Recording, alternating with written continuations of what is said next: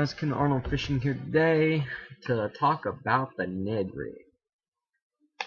If you follow me on social media like Facebook and stuff, you saw my video yesterday of me pulling out a giant on a Ned Rig.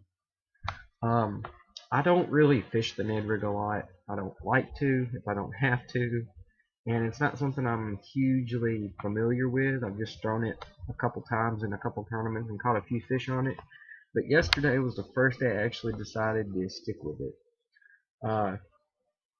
Water was frozen over, and it just melted out because it was like 50 degrees yesterday whenever the video was taken. And I couldn't get a bite on anything, a jig, anything, so I was like, okay, I'll throw the Ned Rig, but I don't want to do it. So what I'm going to do is talk about the gear I used and how I fished it. And the cool thing about how I fished it is I actually gave a little seminar sort of on it right before I caught the fish, like not even 30 seconds before the fish was caught. I was sitting there talking about how to fish it with one of my friends.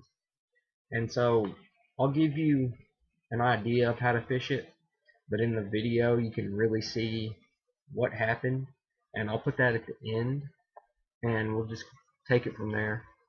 So here we go. Alright, first off, what is the Ned Rig?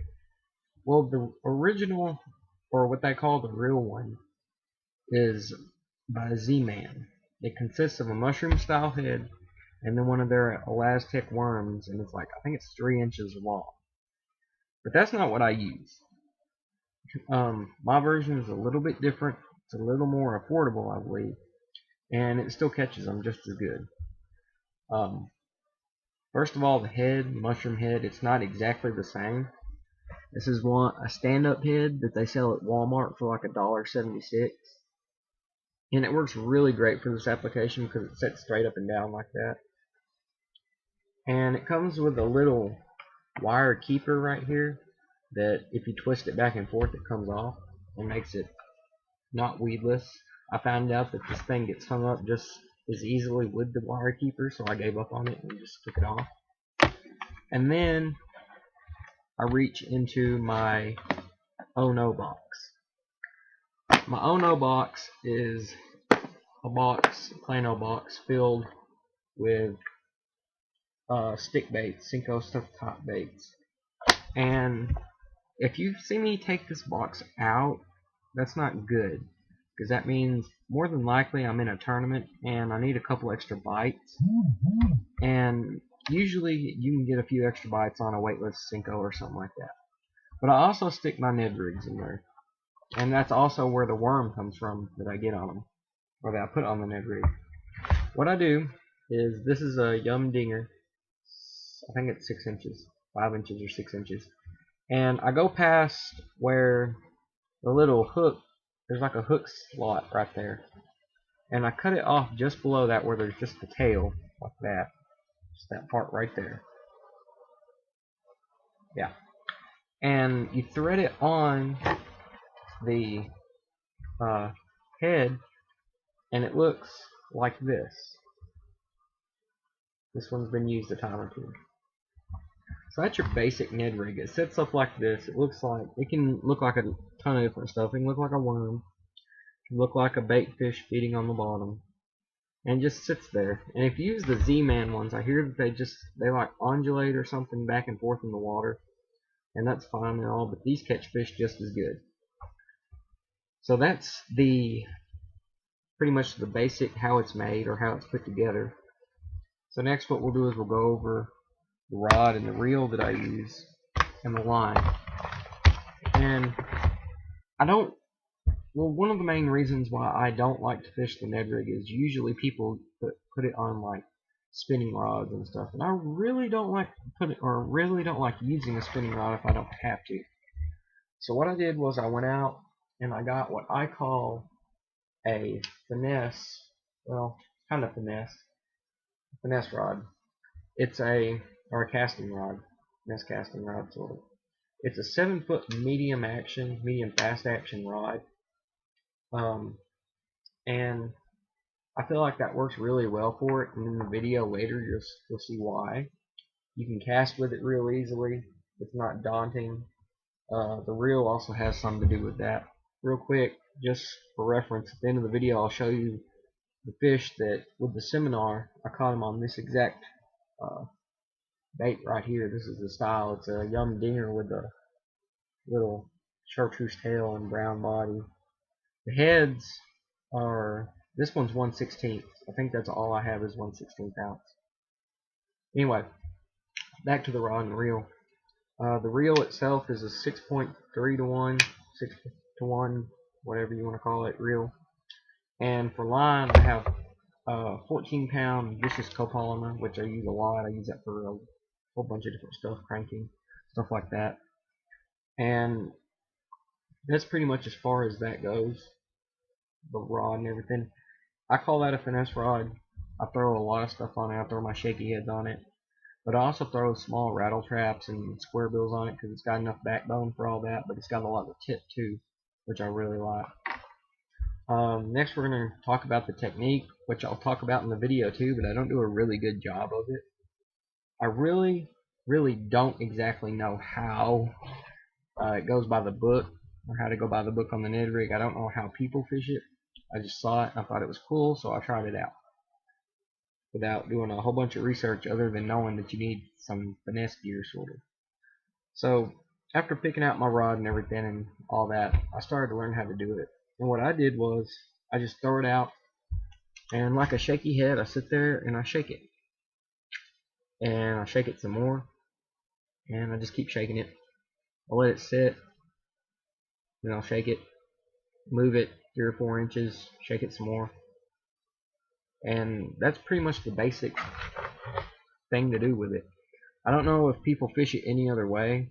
I don't really follow that kind of stuff, I guess. But I just went out and learned how to fish it myself. So that's what's worked for me in the past. It's worked in tournaments. It's worked in fun fishing, as you're about to see. And it's just a lure that catches a lot of fish. This is a numbers type of bait. You don't really catch a whole bunch of big ones, but you'll catch a whole lot of numbers, which is really cool.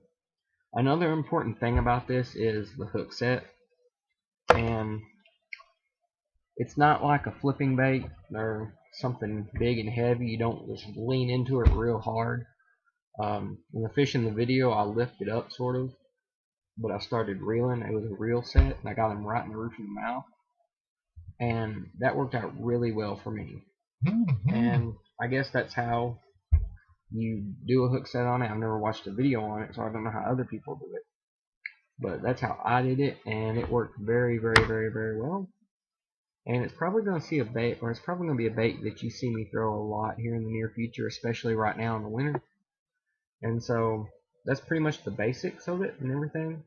So now we're going to flip over to the video from yesterday's trip, and it's probably going to be about 2 or 3 minutes long.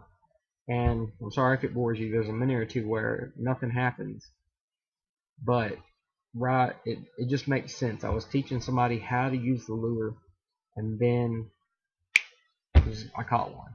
So let's get right to it. Quick note, I get just a little bit excited over this fish, and I can't stop laughing because this place is full of 1.5, 2-pound fish, and a bigger fish like this is really rare. In fact, it's the biggest fish I've ever caught out of this place. So here's the video. Enjoy it.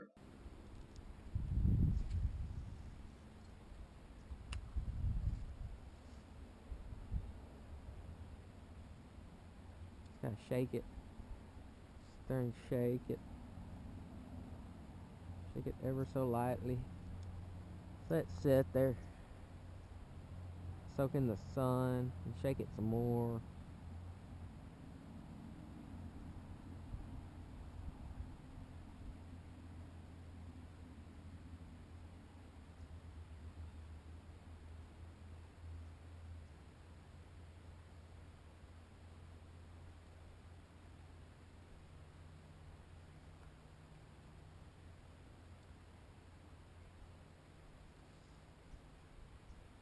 There's something over there.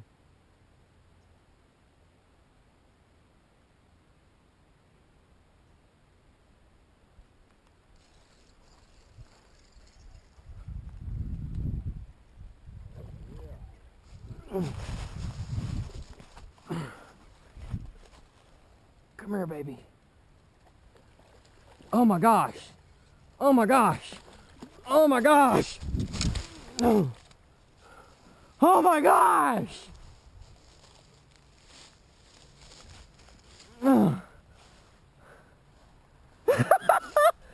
Is the camera on? Yeah, it is.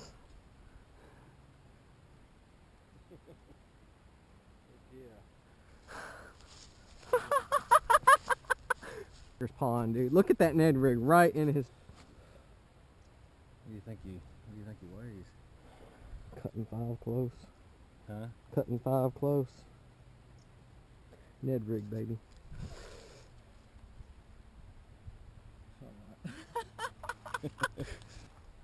Ned rig. All right, little buddy.